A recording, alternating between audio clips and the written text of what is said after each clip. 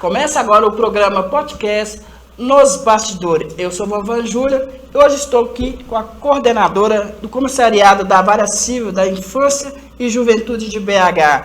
Prazer em receber Denise Pires. É um prazer falar com vocês. Eu sou servidora do Tribunal de Justiça de Minas Gerais e estou coordenadora do Comissariado da Vara Civil da Infância e da Juventude. Estamos aqui para conversar com vocês de como que é o funcionamento do nosso trabalho. Denise Pires, eu gostaria de saber como que é a atuação da Vara Civil da Juventude. Eu vou só fazer uma questão preliminar de informar para vocês que a matéria da infância e juventude dentro do Tribunal de Justiça de Minas Gerais é dividida em 3 varas. A Vara Civil da Infância e Juventude, o CIA, a Vara Infracional, e também, mais recentemente, há alguns anos, a VECA, que é a Vara Especializada dos Crimes contra a Criança e Adolescente. Ou seja, todos aqueles crimes em que a vítima é criança e adolescente, agora há uma vara especializada para cuidar dessas apurações. A Vara Infracional, como vocês já sabem, é uma vara que cuida dos adolescentes autores de ato infracional, que são aquelas condutas análogas ao crime. E a nossa vara, a Vara Civil da Infância e Juventude, ela cuida das demais matérias, ou seja, de adoção, das diversas medidas de providências, das guardas judiciais e também a parte das infrações administrativas desse capítulo específico do Estatuto da Criança e do Adolescente. Denise Pires, nós queremos saber também como que é a parceria dos demais órgãos públicos. Muito importante a sua pergunta. Para a gente dizer que, como exemplo, a fiscalização, nós vamos falar primeiramente como que é feito esse roteiro para fiscalizar. Nós recebemos denúncias dos vários locais que podem estar servindo bebida alcoólica para criança e adolescente. Nós temos também para compor o roteiro todos os alvarás judiciais dos estabelecimentos que nos pedem esses alvarás também para os grandes eventos, por exemplo, e também a nossa parceria com a Polícia Civil, Polícia Militar, a Belotur, a Prefeitura de Belo Horizonte. Temos também, além das equipes de fiscalização de rua e de eventos, uma equipe muito importante que a gente chama carinhosamente da equipe dos estádios, que fazem também toda essa fiscalização dentro dos estádios e no entorno. A Polícia Civil para a gente é muito importante, porque quando nos deparamos nas ruas, nas nossas fiscalizações, com algum caso que seja atinente a drogas ilícitas, não é competência nossa, né? Nós não somos policiais, nós não temos armas, não temos algemas, não temos todo um treinamento específico que tem a Polícia Civil, a Polícia Militar. Então, nós contamos com a Polícia Civil para essa apuração também, dessa questão dos entorpecentes, e com a Polícia Militar, nos casos de flagrante de servir ou vender bebida alcoólica, a polícia precisa fazer também conosco o boletim de ocorrência para que seja encaminhado para a delegacia e os demais procedimentos. Independente disto, o nosso corpo de comissários, de agentes que estão nas ruas, eles fazem o auto de infração administrativa. Ou seja, nós trabalhamos todos em parceria, nessa relação horizontal, cada um dentro das suas atribuições e da sua competência. Nós, do sistema de justiça, com os demais órgãos do sistema de segurança, com a Guarda Municipal, com a Polícia Militar, etc. Denise Pires, você já teve algum caso assim, de resistência de algum adolescente que fosse agressivo com os comissariados? A gente sabe que faz parte mesmo dessa fase da adolescência, toda essa questão, né? Quem de nós já não pensou que ia mudar o mundo, que a nossa posição não seria a que tivesse mais razão naquele momento? Então, assim, a gente tem que ter muito equilíbrio, né? Quem trabalha nas ruas também sabe disso, tem que ter muito equilíbrio para lidar com essa situação dos adolescentes, para que não caiam nas provocações, porque nós da Vara da Infância, o nosso objetivo ali na rua é justamente a proteção da criança e do adolescente. E ele, por mais que ele afronte, a gente tem que ter toda essa paciência, essa expertise para falar para ele qual que é o nosso papel ali, né? O nosso papel não é de julgar, não é de coibir, também não é de questionar a autoridade dos pais, porque dentro da sua residência, a gente já teve casos assim, mas o meu filho tem 15 anos, mas ele já bebe comigo dentro de casa, ele vai para o campo comigo, ele bebe, mas nós estamos falando ali na rua, dentro de um estádio, dentro de uma boate, de uma casa noturna, de um bar, que não se pode ter esse tipo de conduta, porque o adolescente, ele é uma pessoa em desenvolvimento. A questão que afeta o adulto no consumo excessivo de drogas, de bebida alcoólica, tem um impacto muito diferente na criança e adolescente. Então, nós contamos sim com essa resistência, mas de toda forma não há nenhuma necessidade de ser mais truculento, mais violento, porque eles também acabam por entender qual que é o nosso papel ali naquele momento. Então, quando há algum caso de maior resistência, a gente geralmente chama a polícia militar, que é responsável por esse policiamento ostensivo, de nos ajudar, que tem essa competência, para que a gente possa apaziguar essas situações. Tá. No momento que vocês estão fazendo essa abordagem com esses adolescentes, é chamada polícia militar e tal. E o familiar? Como que é feito o contato? O familiar, ele é acionado quando o adolescente está em algum evento em que é proibida a sua entrada ou permanência. Isso tudo depende do alvará.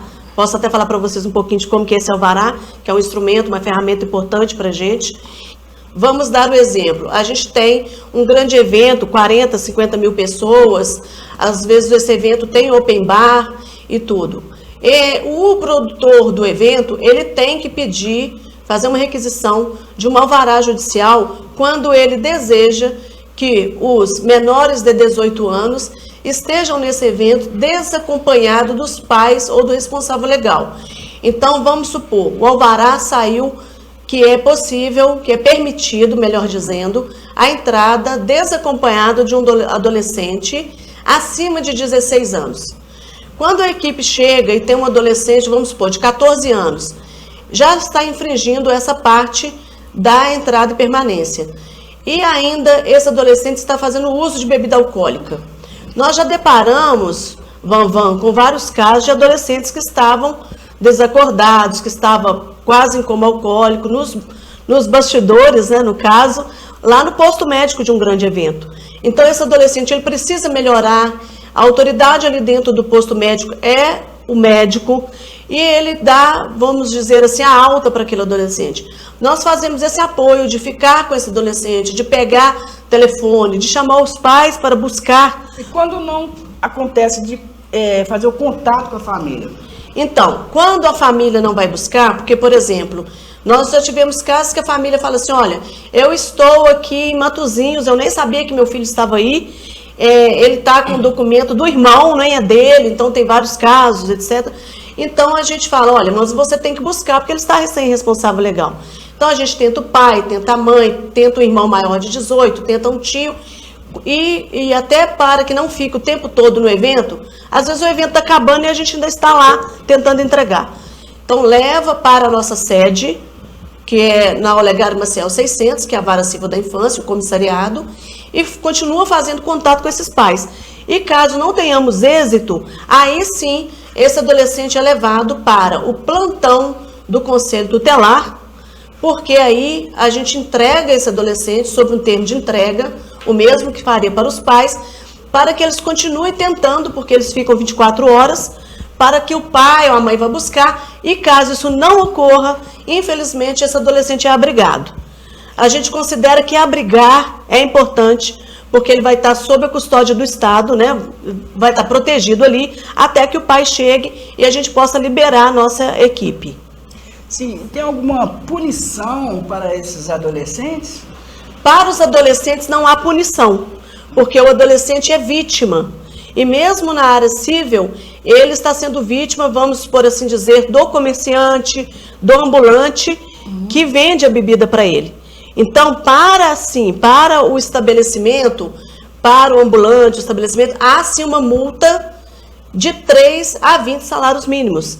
Então, o nosso auto de infração, ele equivale, por exemplo, a uma petição inicial.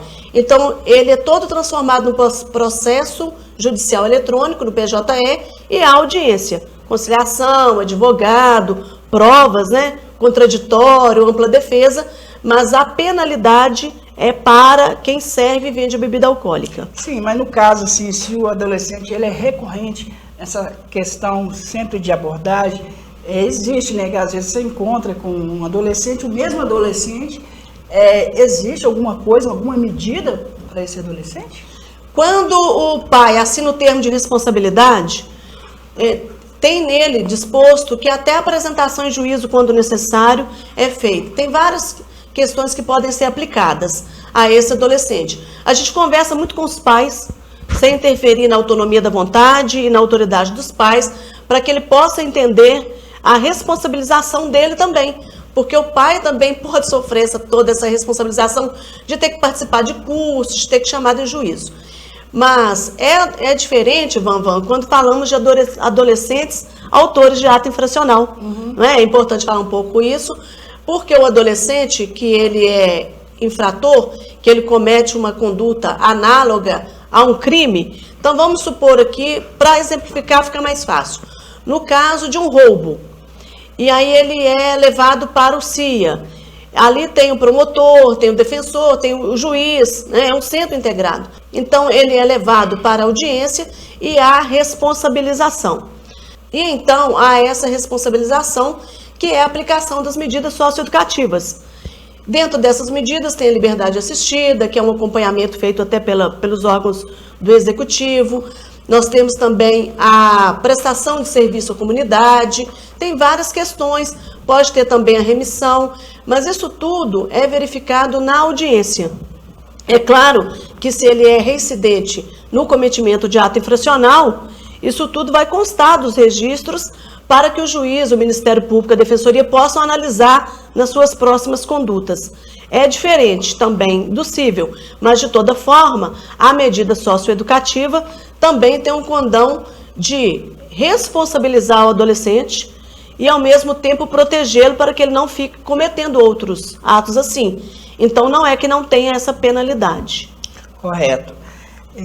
Vamos agora abordar uma questão muito polêmica que está acontecendo no Brasil inteiro, né? Eu digo também no mundo inteiro, é a questão da pedofilia. Eu gostaria de saber se tem casos, muitos casos lá na Vara Civil a respeito de pedofilia. Van, infelizmente nós contamos com muitos casos e sempre que a gente trata de uma questão polêmica, há um questionamento. Os casos estão acontecendo mais ou estão sendo mais visíveis? Há uma visibilidade maior, né? Pode ser as duas coisas, mas o que a gente percebe é que muitas pessoas estão denunciando. Então é importante as pessoas conversarem com o Conselho Tutelar quando tiver alguma suspeita, ligar no Disque 100. Tem também um da Polícia Civil, né? 181, é o número? Sim, 181. É 181, com sigilo garantido, porque a questão muito delicada é que a maioria dessas pessoas que perpetram esses crimes de abusos sexuais, eles são parte da família, infelizmente. A gente percebe nas nossas sindicâncias, quando o caso chega para a gente, para verificar, já passou pela polícia militar, que foi lá e abordou, já passou pela polícia civil toda essa investigação criminal, mas os casos vão para a gente no intuito de verificar como que está esse adolescente, como que está essa criança, se está passando por um acompanhamento psicológico, se ele continuou, se ele consegue continuar frequentando a escola, para que ele não seja prejudicado na sua questão escolar, saúde física e emocional. Mas o que a gente percebe é que são padrinhos, são tios, irmãos, infelizmente, pedindo os pais, né, os padrastos, os pais, ou seja, as pessoas mais próximas da criança, que são as pessoas que a gente tem mais confiança, né? E a gente decepciona, não são com os estranhos, né? A gente decepciona quando esses crimes são cometidos pelas pessoas próximas. E a gente sabe também que a mãe às vezes é conivente, mas tem tantas outras questões naquele lar, questões financeiras, questões mesmo assim, de prisões emocionais, questões de abusos emocionais, assim, assédios, constrangimentos que a própria mãe está passando, que ela está tão inserida naquele ambiente abusivo, tóxico, né? Tóxico, abusivo, que ela se sente, ela não sabe nem como agir. ela tem vergonha daquela situação. É uma prisioneira, né? Ela é uma prisioneira, ela é uma vítima. Ela também pode estar sofrendo abuso, não é? Porque não é só porque ela é casada que ela tem que ter essa obrigação sexual. Então, tem toda uma questão que a gente passa por violência doméstica. Então, quando surge um caso de abuso sexual, ele não está sozinho. Ele vem de famílias, não só famílias vulneráveis, não só famílias que são de uma determinada classe social. Acontece em todas as classes sociais. Mas a gente sabe que a forma de conduzir é diferente, que a forma de cuidar do caso, a forma de ter um poder aquisitivo para encaminhar, por exemplo, uma clínica, não é, para qualquer tipo de intervenção que acontece. A gente sabe que a questão do aborto, que é uma outra questão muito polêmica e independente da lei, acontece e vai continuar acontecendo. É uma questão de saúde pública, de política pública, que a diferença é só como que vai cuidar depois que aconteceu, não é? Mas que acontece, seja de forma clandestina, seja numa clínica com boas condições, ou seja em outros locais de forma mais caseira. Aí a gente vai entrar numa seara mais complicada, vou deixar essa parte do aborto para depois, uma outra oportunidade a gente poder conversar, mas enfim, para a gente não interessa isso, o que interessa é que aconteceu aquilo, se no caso de abuso sexual com estupro, que não seja só com estupro, com uma conclusão com a conjunção carnal, só com atos libidinosos, etc. Mas a gente tem que olhar o seguinte, aquela criança adolescente ela é vítima. A primeira coisa, ele não é culpado se o maior vai falar, se há algum clima que favoreça essa aproximação ou não, ele é vítima. Não é? Então a gente sabe também, né, e as pessoas aqui da área de segurança também que muito nos acompanham, sabe também da violência presumida para as adolescentes, meninos também, não só meninas, e que abaixo de 14 anos a violência é presumida e é estupro de vulnerável. Então não adianta falar, mas ela tem 12, 13 anos, consentiu. O que a gente considera é que ela não tem capacidade para consentir. E o estupro, a violência está presumida e é estupro. Correto.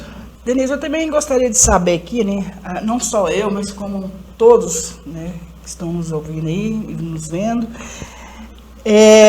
com relação à autorização de viagens. Muito pertinente a sua pergunta, né? A gente sempre tem um aumento dos pedidos de autorização de viagens no caso das férias, agora também próximas a Semana da Criança, e é o seguinte, nós tivemos a instituição do Cadastro Nacional de Pessoas Desaparecidas, há poucos anos agora, isso reverberou no Estatuto da Criança e Adolescente, no nosso artigo 83, que fala sobre autorização de viagens. Então é importante também que vocês vejam, procurem lá no Estatuto da Criança, a nossa Lei 8.069, e para saber quais os casos em que necessita de autorização.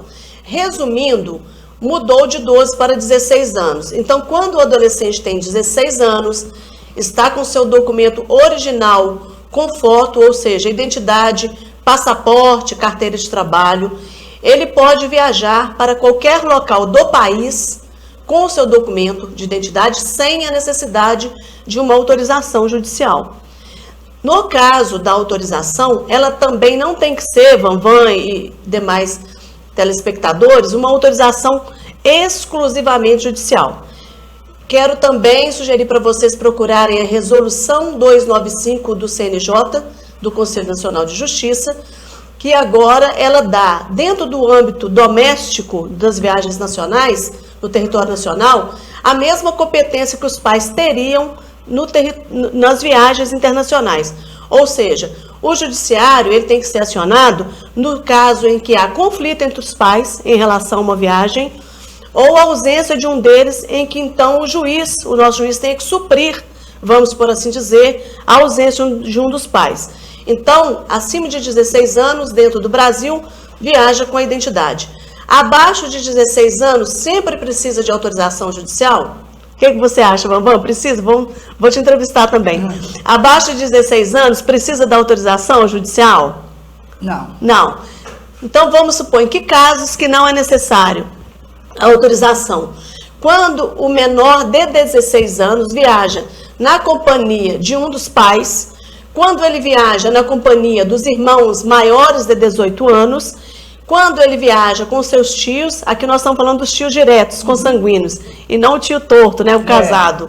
Então, quando ele viaja com os irmãos maiores de 18 anos, com os seus tios diretos, com os pais, um deles, ou com seus avós, ele então não precisa da autorização judicial. Casos, com amigos, precisa. Com amigo, precisa. Vamos supor, com a babá, com a madrinha, com o amigo. Ele tem 12, 13 anos e vai viajar com uma dessas pessoas que não sejam seus parentes colaterais até o 3º grau, ele precisa da autorização. Mas ele não tem que procurar o judiciário no primeiro momento. Vocês verão lá na resolução 295 do CNJ, tem vários modelos. Então ele digita, ou pega um daquele modelo, imprime, preenche, coloca toda a qualificação e vai a um cartório, vai no cartório de notas e faz o reconhecimento da sua assinatura. Quando ele não coloca data nessa autorização, ela é válida por até 2 anos. Então não precisa recorrer ao Poder Judiciário quando não há nenhum conflito. Ele faz a autorização, deixa com o adolescente, com a madrinha, com o acompanhante, com o monitor da escola, no caso da excursão, com a pessoa responsável pelo time de futebol, no caso quando ele vai disputar um campeonato, e não precisa da autorização judicial nesses casos. Coordenadora, a senhora já teve algum caso que uma criança viajou dentro de um ônibus ou até mesmo de um avião que não estava com seus parentes? É importante a pergunta para dizer que o comissariado ele também faz esse tipo de fiscalização. A gente pode fazer fiscalização em qualquer meio de transporte, terrestre, ferroviário, aéreo. Então, quando chega para fazer essa fiscalização, pede a documentação. E se a documentação não está regular, não é permitida a viagem. Nós fazemos também autorização para resolver essa questão. Consideramos que o adolescente voltar para sua casa é mais seguro do que ele ter que ficar aqui, ser abrigado. Mas existe um cuidado daquele motorista que recebe o ticket para saber que aquela criança está com um familiar, ele tem... Sim, sim.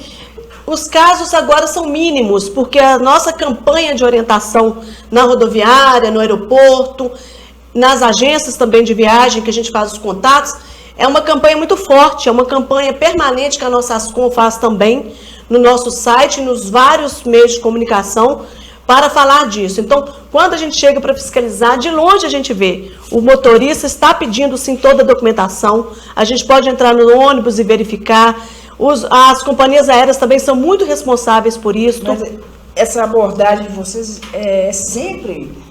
a gente vê aí, eu particularmente eu já vi isso, a criança ela estava próxima de uma pessoa, mas ela estava com o ticket. E o motorista olhou, etiquetou a malinha dele lá e ele entrou. E parece assim, eu não vi parente nenhum. Então, esse é um caso que a nossa fiscalização tem que ficar muito atenta. E as empresas também são autuadas, são multadas, assim como os eventos, eles sabem que não vale a pena correr o risco. Nós fizemos uma campanha agora, em julho, fomos em todas as companhias de ônibus da rodoviária aqui de Belo Horizonte, lembrando que a nossa competência, a nossa jurisdição é dentro da comarca de Belo Horizonte, não é? Então nós somos as companhias, fizemos palestras no auditório da rodoviária, conversamos com as companhias, mandamos e-mail, eles sabem da responsabilidade, então eles também não fazem, não é importante correr esse risco. Nós já tivemos casos, inclusive, que o bilheteiro, ele não estava informando corretamente, a gente orientou, conversou com o gerente, mas a gente conta com a sociedade. Né? Nós não temos pernas para isso tudo, a gente recebe também as denúncias para que as pessoas possam nos passar esses casos, e no caso também das denúncias de eventos, é importante falar. Se vocês sabem dos eventos clandestinos, a Polícia Civil vai com a gente, a Polícia Militar, porque a gente não vai chegar lá, como se diz, de peito aberto, né? Não temos peito de aço, também não é nossa atribuição, nem é nosso intuito fazer campeonato de multas, mas nós contamos com o apoio para fazer essas denúncias, pelo telefone, pelo e-mail, para ajudar a montar nosso roteiro e também os nossos pontos de fiscalização. Coordenadora, a senhora tem algum telefone que possa colocar aí para a sociedade, falar algum crime que está ocorrendo com menores, com crianças. Nós vamos deixar então o telefone do comissariado, 3207-8120, 3207-8160. Esse nosso telefone. O nosso expediente é de 12 às 18 horas. Todos os dias da semana, sábado, domingo e feriado, nós temos o plantão presencial também, sábado, domingo e feriado. E o nosso atendimento externo na nossa vara é de 12 às 18 horas. Podem ir lá conversar com a gente, podem mandar também por e-mail. A gente garante o sigilo, porque o nosso interesse é a proteção lá na ponta do adolescente, e pode ligar para a gente. O comissariado funciona na Avenida Olegário Maciel, 600, no 3º andar. E o nosso e-mail é bhe.agentesdeprotecão, né? Agente de proteção, mas sem cedilha, sem tio. bhe.agentesdeprotecão@tjmg.jus.br. E foi um prazer conversar com vocês. Estamos à disposição. O tempo é curto, mas havendo mais questionamentos, a gente pode responder. Fica aqui o nosso abraço a todos e muito obrigado, coordenador. É um prazer ter participado com vocês do programa e vamos sempre fortalecer os nossos vínculos familiares, a tolerância, toda essa questão nossa de ter o afeto acima de tudo. Não tenham medo das denúncias, porque é o nosso trabalho, da Polícia Civil, da Polícia Militar, da Guarda Municipal, do Conselho Tutelar. Não sintam-se sozinhas ou sozinhos, porque nós estamos todos juntos na construção do nosso Brasil e das nossas famílias. Obrigada.